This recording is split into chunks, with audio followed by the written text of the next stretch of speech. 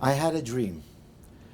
I had a dream that one day I will grow up, I will marry, I will have a family of children. The children will grow up, they'll go to school, they'll go to cheder. Then one day they will grow up and get married, have children, have a family of their own, and I'm going to have a bunch of nachas. That dream was never realized. Then I started to dream while I was awake and hoping for at least one child.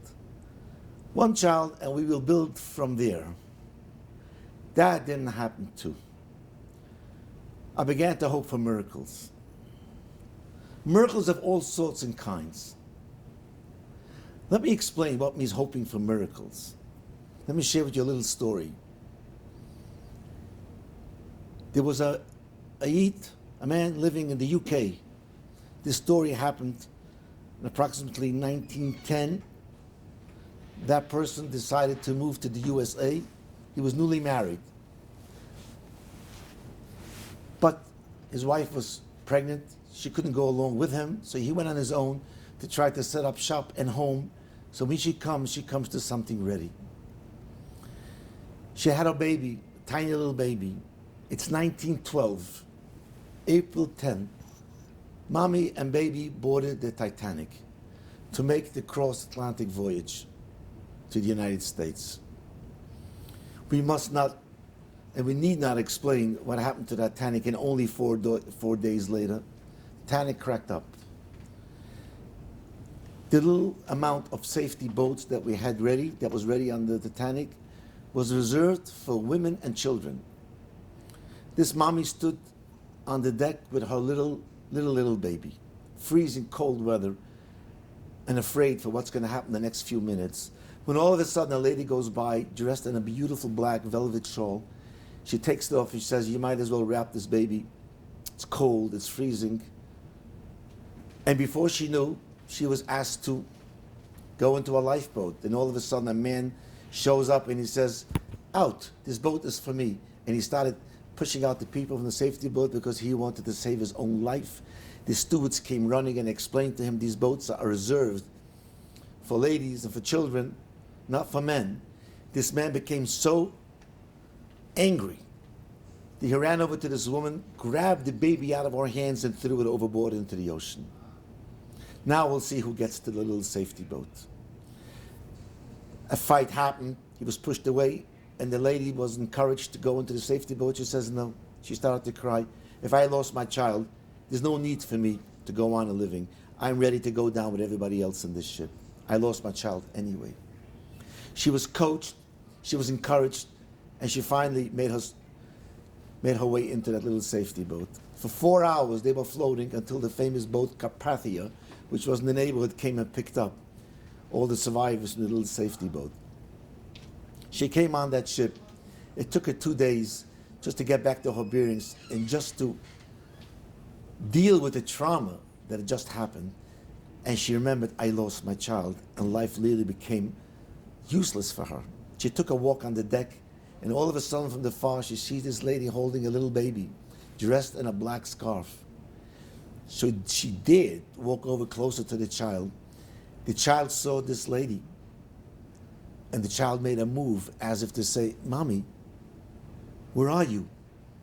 This lady walks over and asks this lady, "Is this your baby?" She says, "Absolutely yes." No, this is my baby. This is my child." And you can only imagine a fight erupted. My baby, your baby. Finally, the captain was called. Captain came, and both sides started to explain why they feel it's their baby. Then finally, the Jewish mother gets up and says, "We are Jewish. Are you Jewish?" She said, "No. We Jews circumcise our babies. We can check if the baby's circumcised." And that's exactly what happened. And she got back her baby. Before she walked away, she asked this lady, "How in the world did you get to my child?" She says, "I don't know. I was sitting in a safety boat and all of a sudden a baby flew into my hands." Yes, we are allowed to hope for miracles. Miracles do happen. And let the couples are struggling with infertility learn from this story too. Never give up hope. We all have to hope and continue to hope, because one day miracles are going to happen. Hashem had a plan for us. The plan was Bonei Olam. He had a mission for us. Hashem wanted us to create this organization and be there to help childless couples reach and realize their dreams. 21 years later, 9,000, close to 9,000 children worldwide, offices and bases literally all over the world, being there for people from basic infertility to complicated genetic mutations, from cancer to high-risk pregnancy, everything included, that can only touch the issue of having a healthy child. Bonei Olam is there. Another challenge. Things were going. Things were happening. We were moving ahead. We were coasting.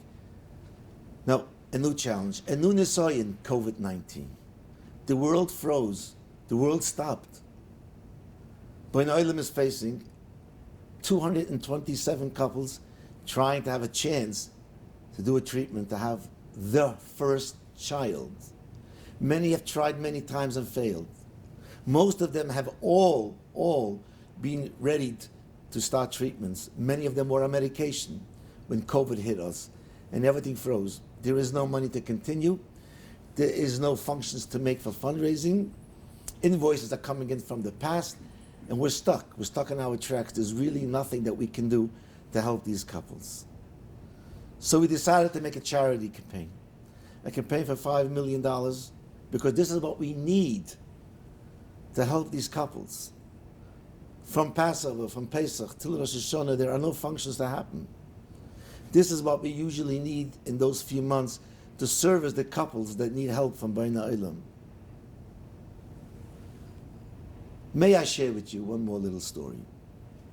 Many years ago, there was a couple from Europe facing a daunting challenge. They were asked to come to the United States for a treatment, which was probably one of the most expensive treatments that we can ever think of. Coming from Europe, I introduced this couple to the doctor, to their surgeon, to their endocrinologist, and I explained to the doctor, I'm bringing you a couple from Europe where the entire town came out to greet them goodbye. The entire town got together to finance the treatment. That's how special this couple is. And when the day came for the treatment to happen, unfortunately, we were not successful. We were not matzliach. Can't explain to you the letdown so many people experienced. Me, my staff, the entire town where he came from, news goes very quickly. It was a very, very sad afternoon. Couple went home. The next morning, it was 5:30 a.m. The doctor calls on this couple and says, please return to the hospital now. They had no clue why. They came back, and he explained to them that during the night, during pathology, things have changed. And to make a very long story very, very short, it was a very, very happy ending for that couple. I called up the doctor to congratulate him. Told him, Doc, what happened? Last night, there was nothing but to talk about. And what happened this morning? The doc explained to me, didn't you tell me that there was an entire town behind this couple? And I said, yes. She says, how in the world can I let down an entire town of people? I came in this morning. I saw pathology X'd off this case. Nothing happening. I put on my white coat and I sat myself down with the microscope, took out the slides again and started to work on my own. And needless to say, I found very little that I needed, but enough to give this couple, a baby, a chance to go on in life. So listen to me very carefully. If we all understand that every couple we are ready to help means that they are represented by thousands and thousands of people which are rooting for them, davening for them, donating millions for them. How do you think this looks in Shemayim? You think it's so easy for Hashem to face thousands of people and say no? Doesn't go that easy. Hashem will have to change his plans. Hashem will go along with what thousands of people are asking him to do. He too does not want to upset so many thousands of Eden when they came across with such a major help for these couples. I myself took $1 million page The organization has a goal of $5 million. Wouldn't you stand up today and tell the couple, I'm here for you? I know it's COVID. I know times are very hard. Many of you guys have been rejected over and over again. We are here for you. We're going to root for you. We're going to pay for you. We're going to be here for you. We're going to put together a group of tens of thousands of donors. And all this will play itself out in Shemayim. I can only imagine how happy and how excited Kitche B'rich is going to be when he sees how many Yidden got together for these couples. They shall have a child, a beginning of a family. This entire campaign is called New Beginnings. It's going to create new beginnings for so many people. I ask and I plead on their behalf. Please donate. Please stand up for them. Whether it's to my page or it's the page of Bonei Olam in general, please be there. And I am sure that Hashem in this chuz will grant us all what we really need. We're all going to be zoiche to all the yeshiyas that we all are asking for, and hopefully for the one and only great yeshia, for Mashiach Tzidkeinu B'Heir B'Yameini. Amen. Thank you.